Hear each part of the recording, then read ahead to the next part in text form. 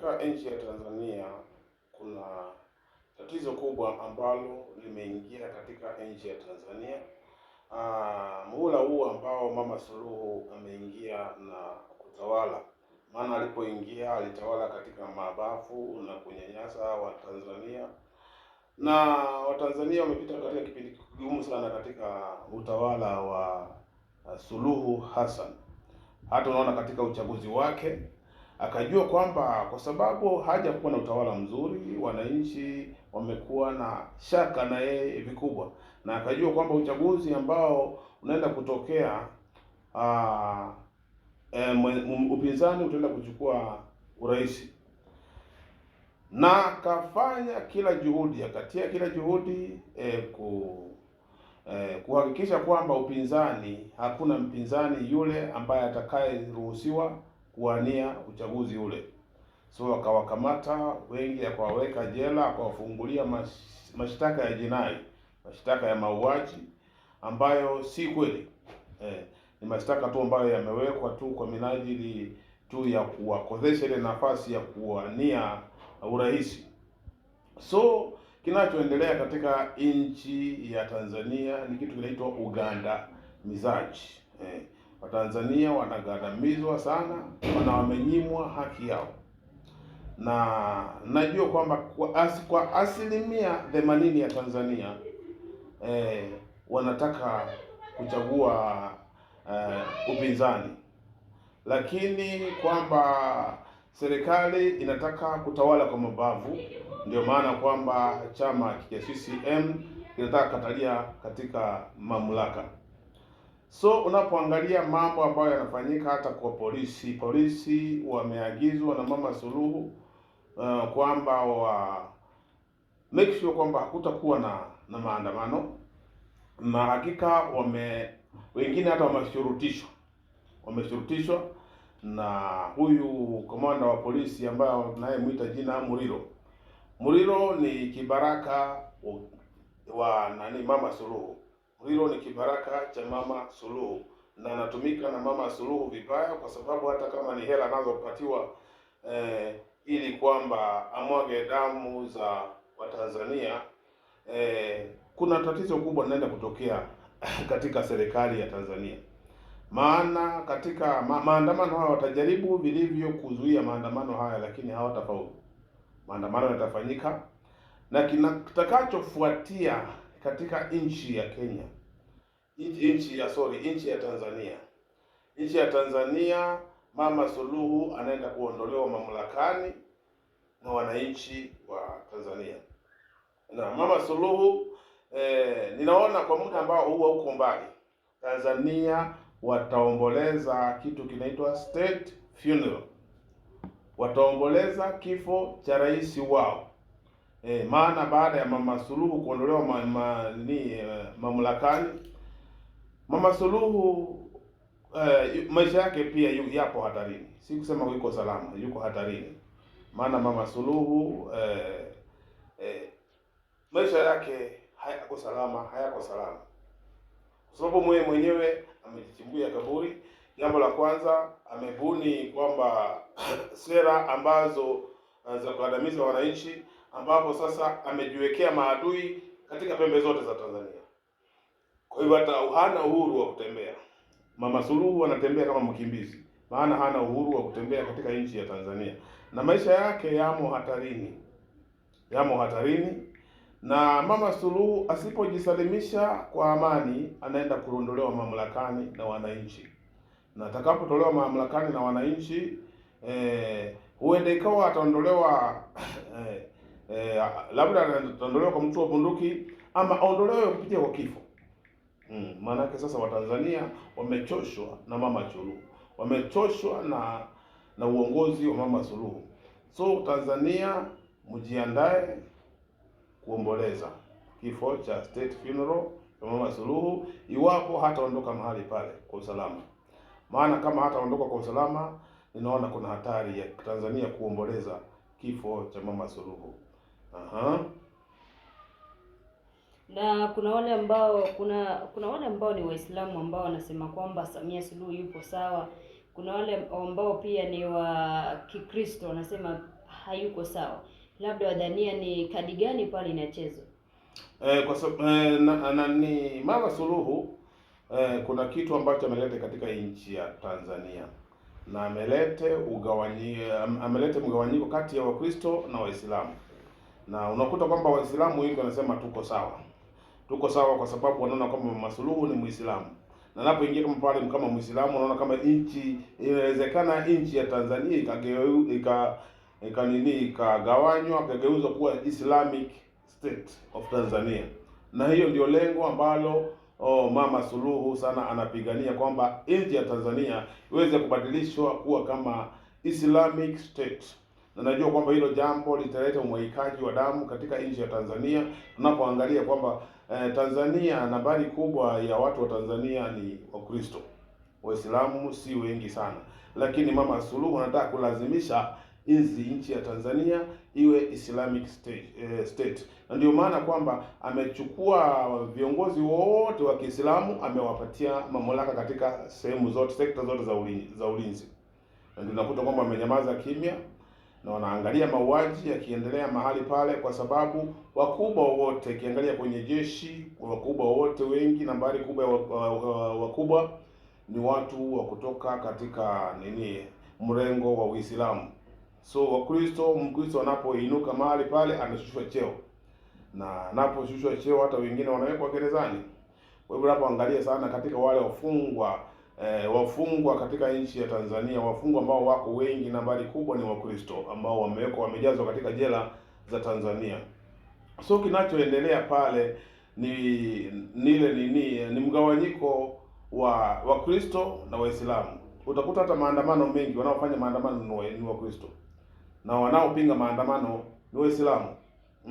So Tanzania kuna vita ambavyo ni vita vya Ukristo na Waislamu, na hapo ndio nasema kwamba Mama Suluhu iwapo hata jiuzulu, Tanzania inaenda kuwa nchi ambayo umwagikaji wa damu utatokea kwa kiwango kikubwa sana.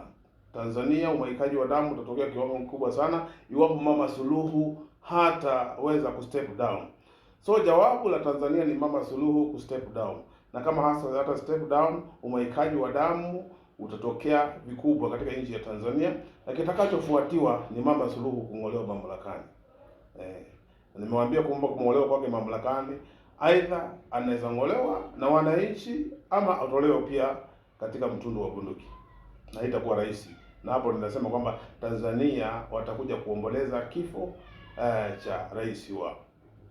Tanzania imejulikana kama nchi ambayo yenye amani, utulivu na umoja, na sasa hivi mambo imebadilika, na pia tumewasikia Watanzania wakisema kwamba wanahitaji mabadiliko ya kikatiba, ambao wanasema wanaandamania kwa haki. Wadhania kwamba kubadilishwa kwa katiba, maanake tunajua si kazi rahisi, kutakuwa na maandamano ya amani ama ile tu vurugu itakuwa kabisa. Katika nchi ya Tanzania hakuja kuwepo kwa muda mrefu kwamba mabadiliko ya katiba hayaja kuwepo kwa muda mrefu. Katiba wanayotumia ni ile katiba ya kitambo ambayo ilitumikwa na enzi za mkoloni, wakati wa mtu anaitwa kwamba Julius Kambage Nyerere. Hiyo ndio katiba ambayo imekuwa ikitumika, na ni katiba ya kugandamiza Mtanzania. Na Mtanzania wanataka mabadiliko ya katiba ifanyike, kwamba wawe na demokrasi, kwa sababu nchi zingine kama Kenya mtu kujiongea, ako huru kujiongea kwa lolote, lakini Tanzania hakuna mtu aliye huru na uhuru wa kujiongea. Unapoongea na unachukuliwa na askari popote ulipo, alafu unaenda unauawa, ama unaenda unafunguliwa mashtaka ambayo si ya kweli, ambayo ni ya kudhulumu wananchi wa Tanzania. Hivyo katiba ya Tanzania inapaswa kubadilishwa, na kubadilishwa kwa Tanzania inabidi kwamba Mama Suluhu airuhusu demokrasi katika nchi ya Tanzania. Maana kinachoendelea pale ni dhuluma na ni ukoloni. Maana mama anapotawala pale anatawala kama mkoloni, anatawala kama dikteta, ambayo hataki Tanzania watu wafunguke macho, hataki Tanzania watu wawe na uhuru. Hivyo Watanzania wanapita katika hali ngumu, na maandamano yale yatakapokuwepo hayatakuwa ya amani hata kidogo. Maana maandamano yale, nilisema tangia mwanzo, yatakuwepo na umwagikaji wa damu, na umwagikaji wa damu najua kwamba jambo la kwanza, si kitu ambacho kinaleta amani katika nchi katika nchi yoyote. Hairuhusiwi umwagikaji wa damu, na nafikiri kwamba Jumuiya ya Madola pia inatazama nchi ya Tanzania na nchi zingine ambazo zilizostawi ulimwenguni pia zinatazama nchi ya Kenya. Kuna AU pia inatazama nchi ya Kenya, ya Tanzania pia inavyoendelea. Kuna nchi zingine kama Umoja wa Mataifa kuna Umoja wa Mataifa bado wanatazama nchi ya Tanzania vile ambavyo ile hatua watakayochukua wakati huu wa maandamano. Kwa hivyo haitakuwa rahisi, na kama Mama Suluhu jinsi ambavyo jina lake linasema Suluhu, alete suluhu katika nchi ya Tanzania. Maana asipolete suluhu katika nchi ya Tanzania, basi kutakuwa na balaa katika nchi ya Tanzania. Hivyo Mama Suluhu, kile kilichotokisha kwamba ni afungulie mateka wote ambao waliofungwa katika nchi ya Tanzania na aruhusu uchaguzi ufanywe upya. Manake hiyo tu ndio dawa ya Tanzania. Bila hivyo Tanzania haitakuwa ni nchi ya amani tena. Na unapoangalia hata Jumuiya ya Madola, kuna watu ambao tayari wameanza kuambia watu ambao ni nchi za kigeni waanze kutoa watu wao katika nchi ya Tanzania.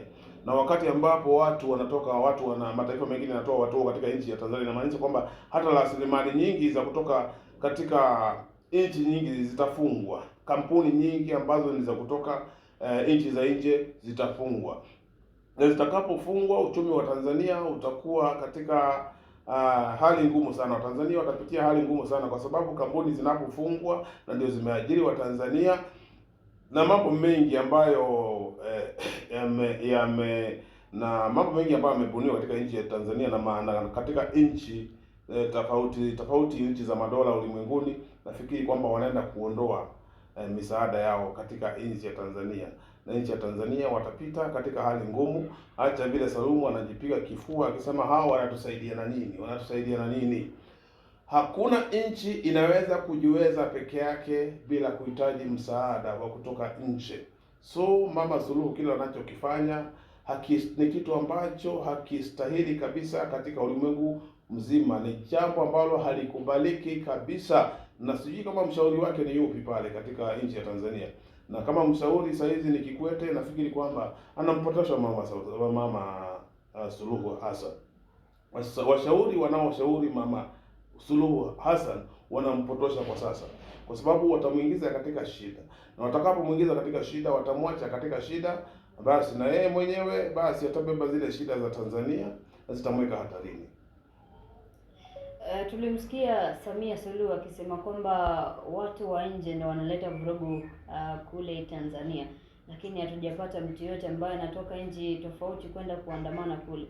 Labda kwa nini amejawa na hasira kama hiyo, ambapo anazungumzia watu ambao wamekuwa wakisaidiana nchi kama Kenya?